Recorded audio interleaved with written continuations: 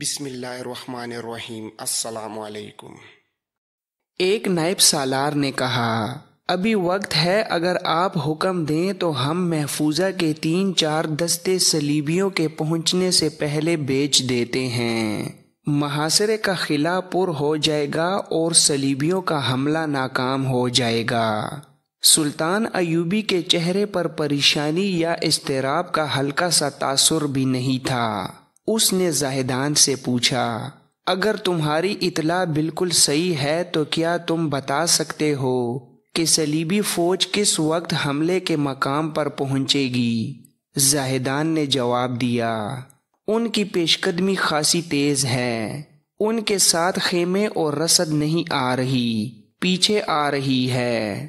اس سے یہ ظاہر ہوتا ہے کہ وہ راستے میں کوئی پڑاؤ نہیں کریں گے۔ اگر وہ اسی رفتار پر آتے رہے تو رات گہری ہونے تک پہنچ جائیں گے۔ سلطان ایوبی نے کہا، اللہ کرے کہ وہ راستے میں نہ رکیں، مگر وہ تھکے ہوئے اور بھوکے پیاسے گھوڑوں اور اونٹوں کے ساتھ حملہ نہیں کریں گے۔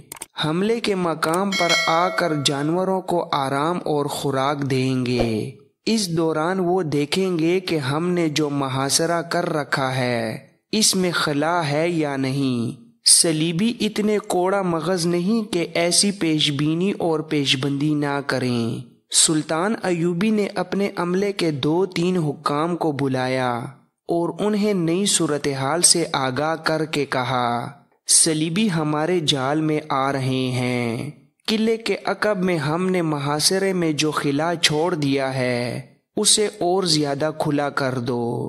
دائیں اور بائیں کے دستوں سے کہہ دو کہ ان پر عقب سے حملہ آ رہا ہے، اپنے پہلوؤں کو مضبوط کر لیں اور دشمن کو اپنے درمیان آنے دیں۔ کوئی تیر انداز حکم کے بغیر کمان سے تیر نہ نکالے۔ اس قسم کے احکام کے بعد سلطان ایوبی نے پیادہ اور سوار تیر اندازوں کے چند ایک دستوں کو جو اس نے ریزرو میں رکھے ہوئے تھے، سورج غروب ہوتے ہی ایسے مقام پر چلے جانے کو کہا جو صلیبیوں کے حملے کے ممکنہ مقام کے قریب تھا۔ وہ علاقہ میدانی نہیں تھا اور صحرا کی طرح ریتیلا بھی نہیں تھا، وہ ٹیلوں، چٹانوں اور گھاٹیوں کا علاقہ تھا۔ سلطان ایوبی نے چھاپہ مار دستوں کے کمانڈر کو بھی بلا لیا تھا۔ اسے اس نے یہ کام سونپا کہ صلیبیوں کی فوج کے پیچھے فلاں راستے سے رسد آ رہی ہے جو رات کو راستے میں تباہ کرنی ہے۔ ایسے اور کئی ایک ضروری احکامات دے کر سلطان ایوبی خیمے سے نکلا، اپنے گھوڑے پر سوار ہوا، اپنے عملے کے ضروری افراد کو ساتھ لیا اور محاذ کی طرف روانہ ہو گیا۔ صلاح الدین ایوبی خوش فہمیوں میں مبتلا ہونے والا انسان نہیں تھا۔ اس نے دور سے محاصرے کا جائزہ لیا اور اپنے عملے سے کہا، صلیبیوں سے یہ قلعہ لینا آسان نہیں، محاصرہ بڑے لمبے عرصے تک قائم رکھنا پڑے گا۔ اس نے دیکھا کہ قلعے کی سامنے والی دیوار سے تیروں کی بارش برس رہی ہے، قلعے کے دروازے تک پہنچنا ناممکن تھا۔ سلطان ایوبی کی فوج تیروں کی زد سے دور تھی، جوابی تیر اندازی کا کوئی فائدہ نہیں تھا۔ سلطان ایوبی قلعے کے پہلو کی طرف گیا، وہاں اسے ایک ولولہ انگیز منظر نظر آیا۔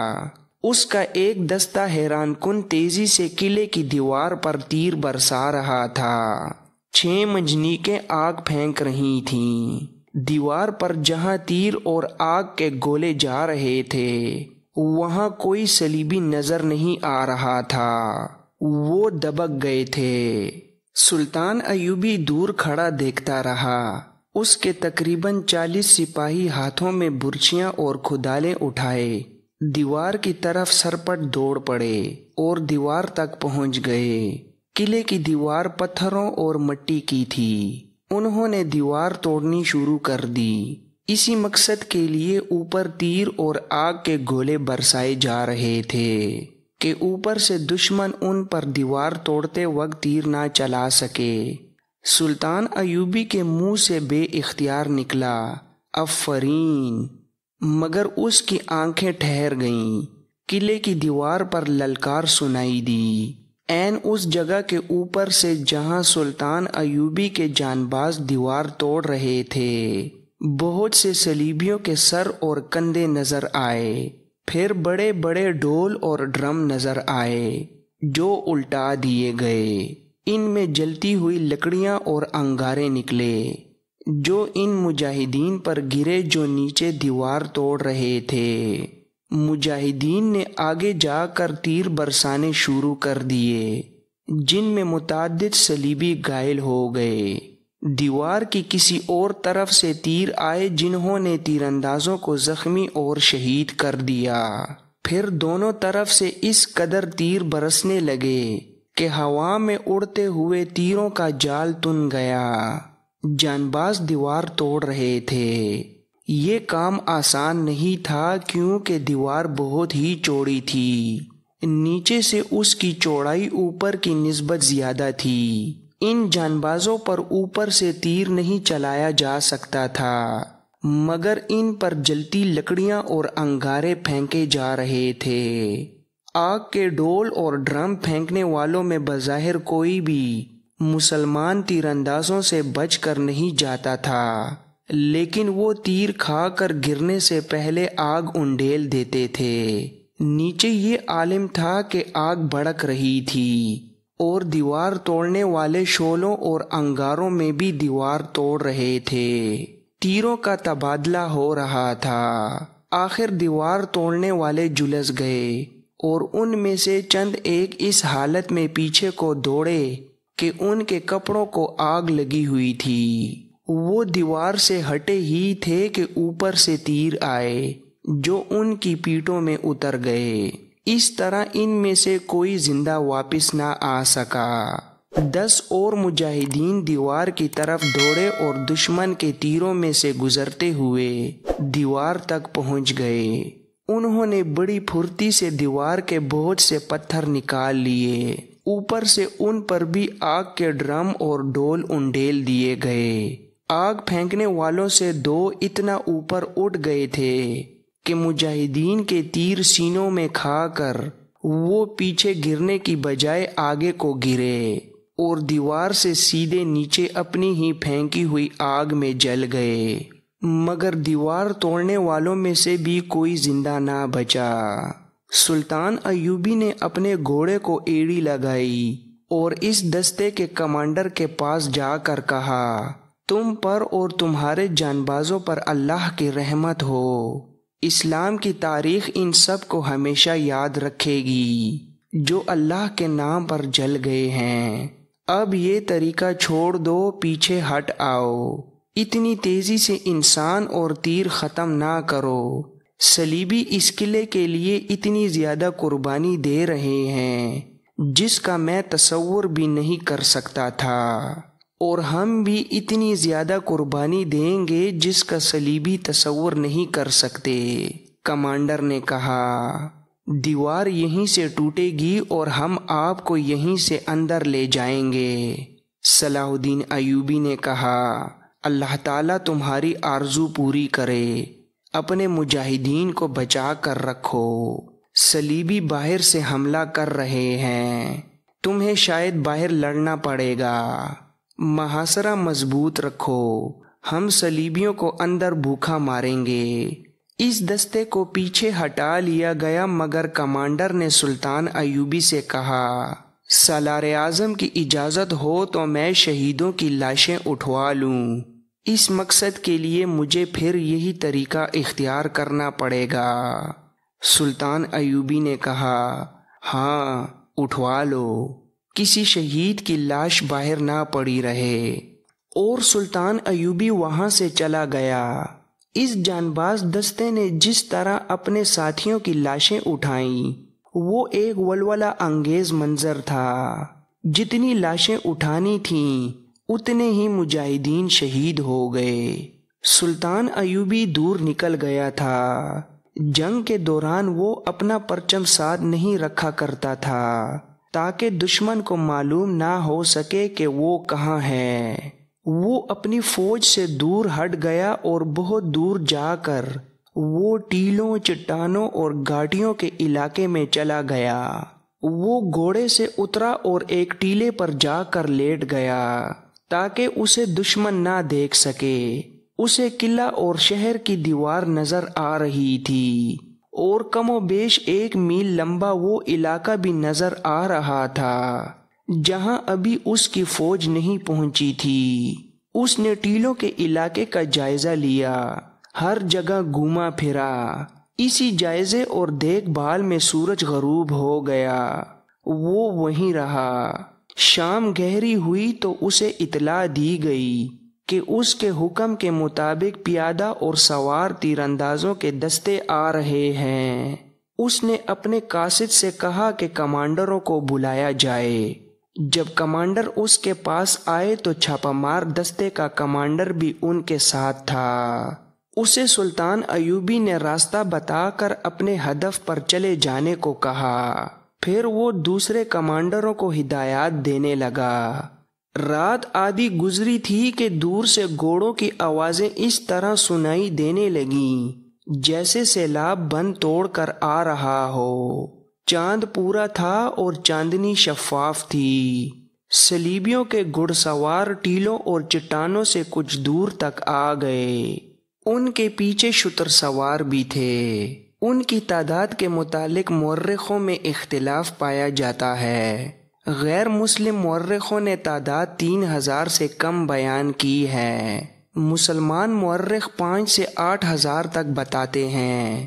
اس وقت کے وقوع نگاروں کی جو تحریریں دستیاب ہو سکی ہیں وہ کم سے کم تعداد 10,000 اور زیادہ سے زیادہ 12,000 بتاتے ہیں۔ ان کا کمانڈر ایک مشہور صلیبی حکمران ریمانڈ تھا۔ 2 مورخوں نے کمانڈر کا نام رینالڈ لکھا ہے لیکن وہ ریمانڈ تھا۔ وہ اسی حملے کے لیے لمبے عرصے سے وہاں سے دور خیمہ زن تھا۔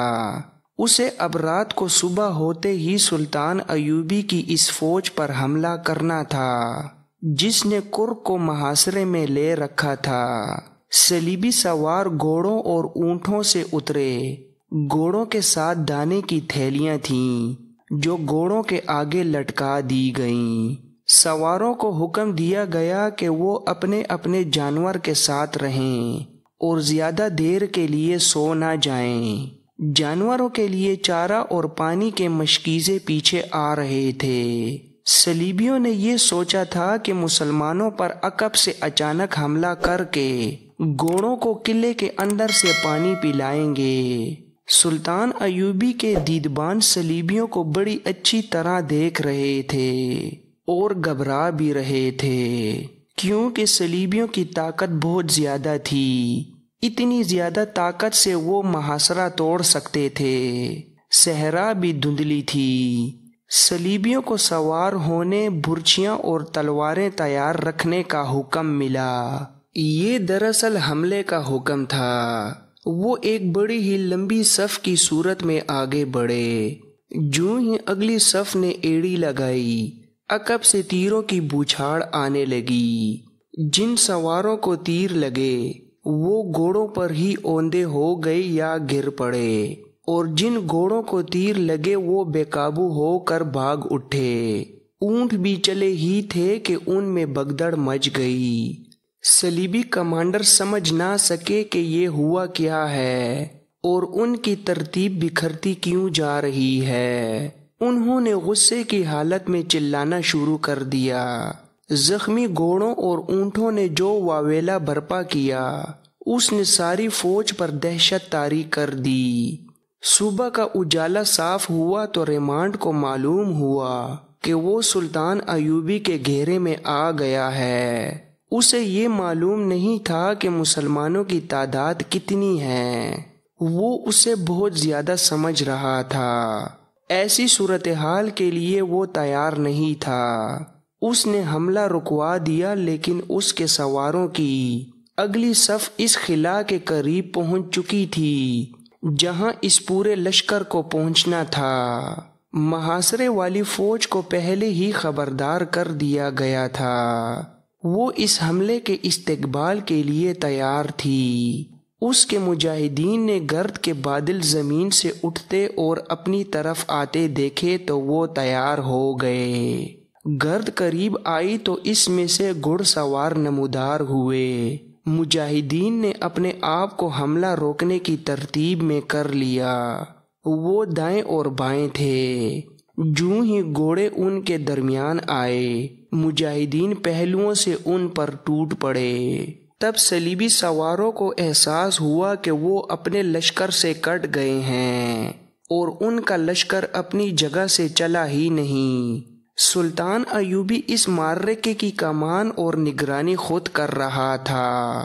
صلیبی پیچھے کو مڑے تاکہ مقابلہ کریں، لیکن سلطان ایوبی نے انہیں یہ چال چل کر بہت مایوس کیا کہ صلیبیوں کا کوئی دستہ سرپٹ رفتار سے کسی طرف حملہ کرتا تھا تو آگے مزاحمت نہیں ملتی تھی، البتہ پہلوؤں اور عقب سے اس پر تیر برستے تھے۔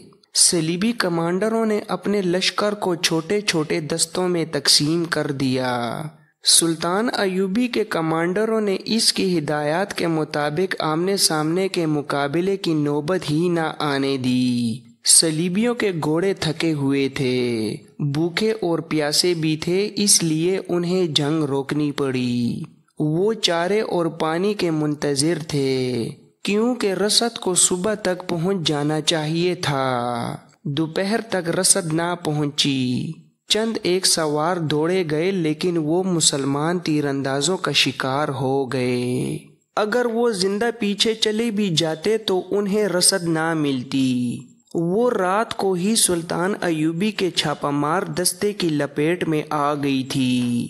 اس دستے نے بڑی کامیابی سے شبخون مارا اور رسد تباہ کر دی تھی۔ سلطان ایوبی نے اپنے محفوظہ میں سے مزید دستے بلا لیے اور ریمانڈ کے لشکر کو گھیرے میں لے لیا۔ اگر مسلمانوں کی تعداد صلیبیوں جتنی ہوتی تو وہ حملہ کر کے صلیبیوں کو ختم کر دیتے۔ سلطان ایوبی اپنی نفری ضائع نہیں کرنا چاہتا تھا۔ اس نے اس لشکر کو لڑاتے لڑاتے ٹیلوں اور گھاٹیوں کے علاقے میں لے جا کر گھیرے میں لے لیا۔ اسے معلوم تھا کہ جوں جوں وقت گزرتا جائے گا صلیبی بیکار ہوتے جائیں گے، مگر صلیبیوں کو بڑی کامیابی سے گھیرے میں لے کر اسے خود بھی نقصان ہو رہا تھا۔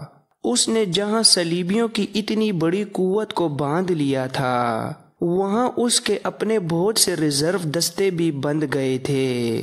انہیں اب وہ کسی اور طرف استعمال نہیں کر سکتا تھا۔ اس علاقے کے اندر پانی موجود تھا جو جانوروں کو کچھ عرصے کے لیے زندہ رکھنے کے لیے کافی تھا۔ فوج کو زندہ رکھنے کے لیے زخمی گھوڑوں اور اونٹوں کا گوشت کافی تھا۔ سلطان ایوبی نے شہر کا محاصرہ مکمل کرنے کا حکم دے دیا۔ صلیبی چین سے نہیں بیٹھے، ہر روز کسی نہ کسی جگہ جڑپ ہوتی اور دن گزرتے جا رہے تھے۔ سلطان ایوبی نے قلعے اور شہر کے گرد گھومنا شروع کر دیا۔ کہیں سے بھی دیوار توڑنے کی صورت نظر نہیں آ رہی تھی۔ محاصرے کا 16واں 17واں روز تھا۔ شام کے وقت سلطان ایوبی اپنے خیمے میں بیٹھا اپنے نائبین وغیرہ کے ساتھ اس مسئلے پر باتیں کر رہا تھا کہ قلعے کو توڑنے کی کیا صورت اختیار کی جائے۔ محافظ نے اندر آ کر اطلاع دی کہ سوڈان کے محاذ سے قاصد آیا ہے۔ سلطان ایوبی تڑپ کر بولا، اسے فوراً اندر بھیج دو، اور اس کے ساتھ ہی اس کے منہ سے نکل گیا، اللہ کرے یہ کوئی اچھی خبر لایا ہو۔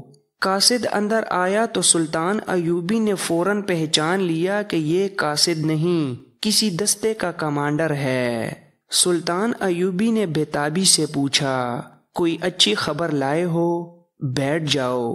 کمانڈر نے نفی میں سر ہلایا اور بولا، جس رنگ میں سالار اعظم دیکھیں، خبر اس لیے اچھی نہیں کہ ہم سوڈان میں فتح حاصل نہیں کر سکے، اور اس لحاظ سے خبر اچھی ہے کہ ہم نے ابھی شکست نہیں کھائی اور پسپا نہیں ہوئے۔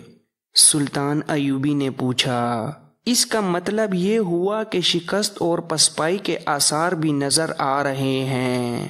کمانڈر نے جواب دیا، صاف نظر آ رہے ہیں۔ میں آپ کا حکم لینے آیا ہوں کہ ہم کیا کریں۔ ہمیں کمک کی شدید ضرورت ہے۔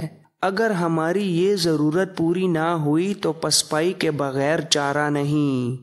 سلطان ایوبی نے پورا پیغام سننے سے پہلے اس کے لیے کھانا منگوایا اور کہا کہ کھاؤ اور پیغام سناتے جاؤ۔ سلطان ایوبی کی غیر حاضری میں اس کا بھائی تقی الدین مصر کا قائم مقام امیر مقرر ہوا تھا۔ اس نے سوڈان اور مصر کی سرحد کے قریب فرعونوں کے زمانے کے کھنڈروں میں صلیبیوں کا پیدا کردہ ایک بڑا ہی خطرناک نظریہ اور ڈرامہ پکڑا تھا، اور اس کے فوراً بعد اس نے یہ سوچ کر سوڈان پر حملہ کر دیا تھا کہ وہاں مصر پر حملے کی تیاریاں ہو رہی تھیں۔ مشیروں اور سالاروں نے اسے کہا تھا کہ وہ سلطان ایوبی سے اجازت لے کر حملہ کریں، مگر تقی الدین نے یہ کہہ کر سوڈان پر حملہ کر دیا تھا کہ وہ اپنے بھائی کو اس لیے پریشان نہیں کرنا چاہتے کہ وہ صلیبیوں کے اتنے طاقتور لشکر کے خلاف لڑ رہا ہے۔ اس نے جوش میں آ کر حملہ تو کر دیا تھا، لیکن یہ کمانڈر پیغام لایا تھا کہ سوڈان میں شکست صاف نظر آ رہی ہے۔ عام قاصد کی بجائے تقی الدین نے ایک کمانڈر کو اس لیے بھیجا تھا کہ وہ سلطان ایوبی کو محاذ کی صحیح صورتحال فنی نقطہ نظر سے سنا سکے۔ اس سے پہلے سلطان ایوبی کو صرف یہ اطلاع ملی تھی کہ تقی الدین نے سوڈان پر حملہ کر دیا ہے۔